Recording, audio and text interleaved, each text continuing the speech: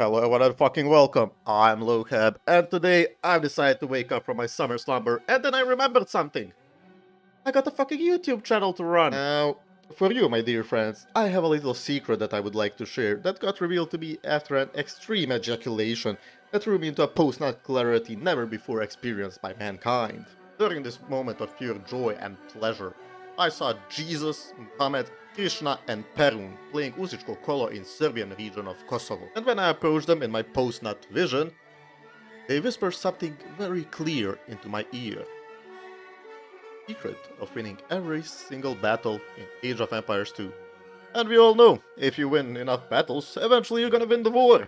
And this video has started. Okay, so one of the main things that you need to understand about Age of Empires 2 is that it's nothing more than a glorified rock, paper, scissors game. Just as in that game you have rock countering scissors, scissors countering paper, and paper countering rock, in Age of Empires 2 we have scouts countering skirmishers, skirmishers countering spearmen, and spearmen countering scouts. And holy shit was that hard to say! Now things got slightly more complicated when we introduced some other units like knights and all that gold costing shit, but the main principle still stays. Horse people usually beat trophy boys usually beat stabby boys usually beat horse people, and walking swordy people just suck ass. We could also add some siege like onagers who counter your own units, rams who counter houses and lazy archer players, and scorpions that can lure a boar. To find out what other units can lay boars, you can check this video right here. Anyway, the reason why I covered the basics of countering is because the first and, in my opinion, the easiest way to win battles in this game is by making units that counter your opponent's unit composition. In early game, it's fairly simple, since we have standard,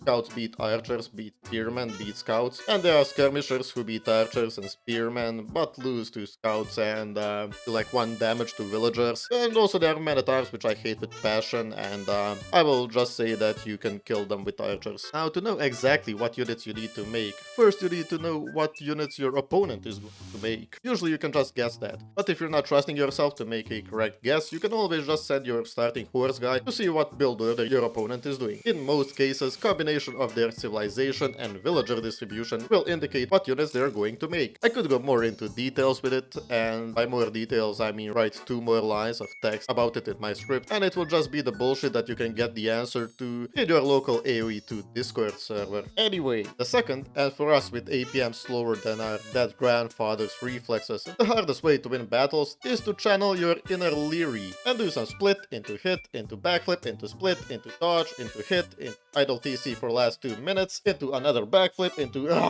You get the point. This tactic requires a bit faster reaction times and knowledge about how units behave in certain scenarios. Example, if your opponent has ballistics or not, and shit like that. This micro-heavy way of winning battles in a lot of cases come as a detriment to your macro play. So if you're not confident in your ability to do the backflip while managing your eco and getting another raiding party behind your enemy's woodline and dodging those frisbee fucking people and not getting carpal tunnel and you just want to win the game, I'd recommend you choose one of the other options from this video. But if you're looking to improve at the game and become a better player, then go ahead, try to be leery. Okay, now the third and the most boring way to win battles is to just make more units. You'd be surprised how much difference having 1 or 2 extra units can change the outcome of the battle. This approach works mostly because people either just spam their units and go do something else, or they try to micro and just make things worse, or they just watch like that creep in the corner of your local pub. No matter what's the case, if you and your opponent are relatively evenly matched and you have relatively more units, chances are